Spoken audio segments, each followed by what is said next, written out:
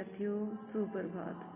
गत कक्षा में हमने सुभद्रा कुमारी चौहान द्वारा रचित झांसी की रानी लक्ष्मीबाई की जो कविता है, लक्ष्मीबाई कविता, उसका अध्ययन कर रहे थे। हमने पद्यांश काफ़ी पढ़ लिया था, लेकिन फिर से हम देखते हैं। यहाँ से देखिए, लक्ष्मी थी या दुर्गा थी, वह स्वयं वीरता की अवतार, देख मराठे पुलकित होते उसकी तलवारों की वार। नकली युद्धवियों की रचना और खेलना खूब शिकार, सैन्य घेरना ध्रुव तोड़ना, ये थे उसके प्रिय खिलवाड़। अब इसमें हम पहले प्रश्न लिखेंगे।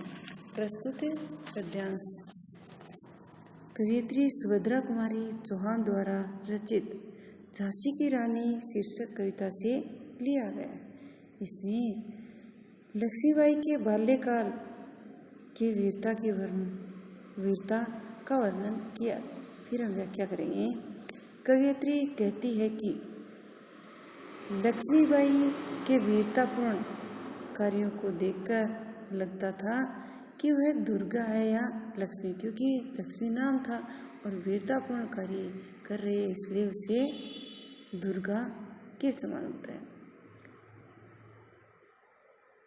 वह स्वयं वीरता की अवतार, लगता था कि वह स्वयं वीरता की भावना के रूप में अवतार लेकर आई है। उसे देखकर मराठे प्रसन्न होते थे। उसकी तलवारों के वार देखकर मराठे खुश होते थे। नकली युद्ध व्यूह रचना करना, वह जब युद्ध का अभ्यास करती थी तो नकली युद्ध की व्यवस्था करती और शिकार करना उसे प्रिय था। अर्थात जब युद्ध का अभ्यास करने के लिए वह सैनिकों की व्यवस्था करती, नकली सैनिकों की, और नकली युद्ध की व्यवस्था करती और उसी आधार पर वह खेल खेलती थी। शिकार करना या शिकार खेलना भी उसे बहुत प्रिय था। सैन्य घेरना, सेना को घेरना, दुर्ग तोड़ना, और ये क्या बताए, ये उसके प्रिय खेल बताए, उसके प्रिय खेल थे। महाराष्ट्र की कुल देवी भवानी माता उसकी आराध्या थी। आराध्य भगवान के लिए आता है और भगवती के लिए आराध्या। तो महाराष्ट्र की कुल देवी माँ भवानी उसकी आराध्या थी। बुंदेलखंड के लोगों से हमने यह सुना है कि लक्ष्मीबाई ने मर्दों के समान युद्ध किया, अंग्रेजों के साथ युद्ध किया। आगे हम इसमें विशेष लिखेंगे, इसमें लक्ष्मीबाई की वीरता का वर्णन किया गया है। और दूसरा लिखेंगे, इसमें महाराष्ट्र की कुल देवी माँ भवानी को उनकी आराध्या बताया। इसमें अनुप्रास और रूपक अलंकार का प्रयोग हुआ है। आगे देखिए। हुई वीरता की वैभव के साथ सगाई झांसी में, ब्याह हुआ रानी बनाई लक्ष्मीबाई झांसी में, राजमहल में बजी बधाई, खुशियाँ छाई झांसी में, सुबट बुंदेलों की वीरदावली सिवा आई झांसी में। चित्रा ने अर्जुन को पाया, शिव से मिली भवानी थी, बुंदेले हर बोलों के मुँह हमने सुनी कहानी थी।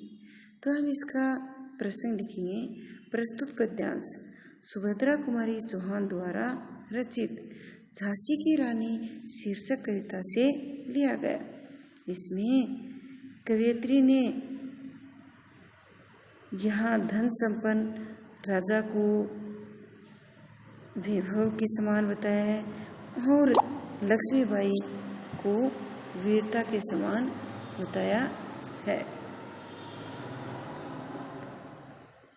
तो क्या बताया है, व्याख्या करेंगे। तब हम लिखेंगे कि कवयित्री ने बताया है कि लक्ष्मीबाई का विवाह झांसी के राजा गंगाधर राव से हुआ। राजा होने के कारण वो वैभवशाली थे और वीरता की प्रतिमूर्ति होने के कारण लक्ष्मीबाई को वीरता बताया। तो वीरता और वैभव की अर्थात लक्ष्मीबाई और गंगाधर राव की सगाई है वो झांसी में होती है, अर्थात लक्ष्मीबाई की गंगाधर राव के साथ सगाई हुई। ब्याह हुआ, रानी बनाई लक्ष्मीबाई झांसी में। गंगाधर राव के साथ लक्ष्मीबाई का विवाह हुआ और वह झांसी की रानी कहलाई या झांसी की रानी बनकर महलों में पधारी। राजमहल में बजी बधाई। राजमहल में विवाह के उपलक्ष्य में लोग बधाइयाँ देने लगे। खुशियाँ छाई झांसी में और झांसी में खुशी की लहर छा गई, अर्थात सभी बहुत खुश हुए। सुभट बुंदेलों की वीरदावली। वीर योद्धाओं की, सुभट होता है वीर योद्धा, वीर योद्धाओं की वीरदावली के समान वह आई झांसी में। उनके गुणों के समान वह झांसी में आती है। चित्रा ने अर्जुन को पाया। जिस प्रकार चित्रा अर्थात सुभद्रा ने पति के रूप में अर्जुन को प्राप्त किया था, शिव से मिली भानी थी और शिव को पार्वती मिली थी, अर्थात शिव का विवाह पार्वती से हुआ था। उसी प्रकार से लक्ष्मीबाई का विवाह गंगाधर राव के साथ हुआ, या उसी प्रकार से लक्ष्मीबाई को पति के रूप में गंगाधर राव मिले। बुंदेलखंड के हर लोगों के मुँह से हमने या हर बोलों के मुख से हमने यह कहानी सुनी थी कि जिसने खूब मर्दों के समान युद्ध किया वह झांसी की रानी लक्ष्मीबाई थी। इसका विशेष लिखेंगे कि इसमें सरल भाषा का प्रयोग हुआ है और विरुदावली सी होने की वजह से यहाँ पर उपमा अलंकार का प्रयोग भी हुआ है। और हम इसका दूसरा लिख सकते हैं कि गंगाधर राव को वैभव व लक्ष्मीबाई को वीरता की प्रतिमूर्ति बताया गया है। फिर आगे देखिए, उदित हुआ सौभाग्य मुदित महलों में उजियाली छाई, किंतु काल गति चुपके चुपके काले घटा घेर लाई। तीर चलाने वाले कर में उसे चूड़ियाँ कब भाई, रानी विधवा हुई हाय विधि को नहीं दया आई। निसंतान मरे राजा जी रानी शोक समानी थी, बुंदेले हर भूलों के मुँह हमने सुनी कहानी थी। खूब लड़ी मर्दानी वह तो झांसी वाली रानी थी। तो इसमें प्रसंग लिखेंगे। प्रस्तुत पद्यांश सुभद्रा कुमारी चौहान द्वारा रचित झांसी की रानी शीर्षक कविता विषय अवतरित है। इसमें झांसी के महलों के सौभाग्य और दुर्भाग्य का वर्णन किया गया। फिर व्याख्या करेंगे कि कवयित्री ने बताया है कि उदित हुआ सौभाग्य, झांसी के महलों का सौभाग्य है, अच्छा भाग्य उसका उदय हुआ। मुदित महलों में, और जिन महलों में अंधेरा छाया हुआ था अर्थात खुशी नहीं थी, उन महलों में उजाला छा गया, अर्थात प्रसन्नता का प्रभाव फैल गया। किंतु काल गति समय के प्रभाव से चुपके चुपके धीरे धीरे और काली घटा है वो छा गई, अर्थात दुर्भाग्यपूर्ण घटा का प्रभाव हुआ। तीर चलाने वाले कर में उसे चूड़ियाँ कब गए, विधाता को तीर चलाने वाले हाथों में चूड़ियाँ पहने हुए देखना सहन नहीं हुआ, इसलिए गंगाधर राव की मृत्यु हुई।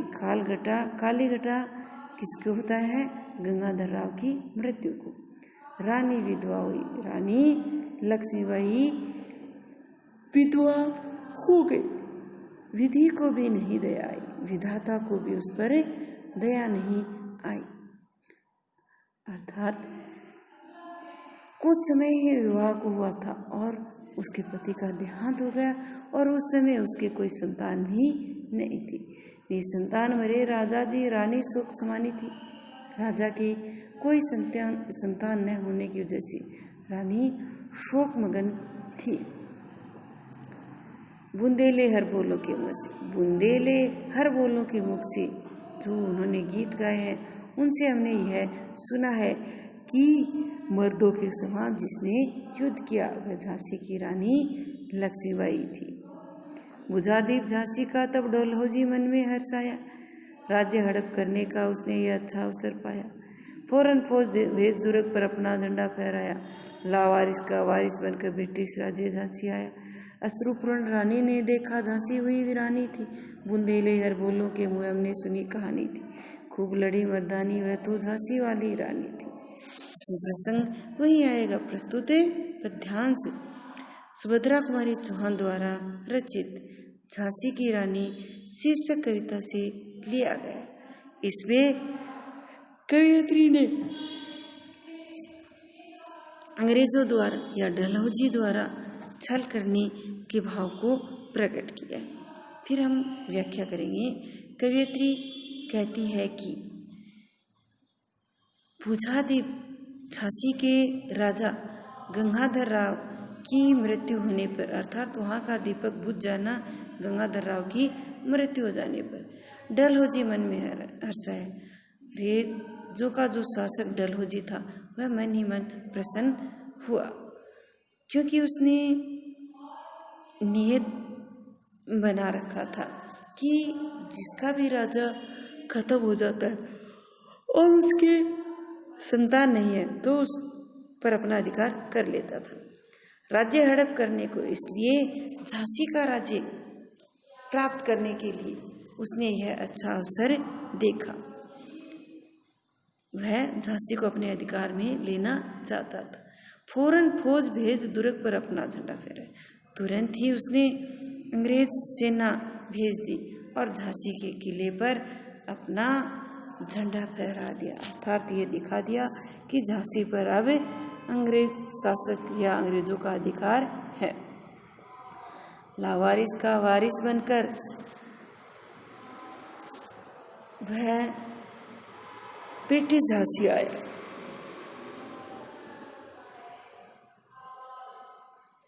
जिसका कोई उत्तराधिकारी नहीं था, अर्थात लावारिस झांसी का उत्तराधिकारी बनकर अधिकार करने वाला ये राज्य का मालिक बनकर वह झांसी आ पहुंचा। अश्रुपूर्ण रानी ने देखा, रानी उस समय बहुत दुखी थी, तो अश्रुपूर्ण आंखों से रानी ने देखा झांसी हुई वीरानी थी कि झांसी आज पराई हो गई है, क्योंकि उस पर डलहौजी ने अपना अधिकार कर लिया था। कवयित्री कहती है कि यह जानकारी हमें बुंदेले हर बोलों के मुख से प्राप्त हुई है कि जिसने मर्दों के समान युद्ध किया वह झांसी की रानी लक्ष्मीबाई थी।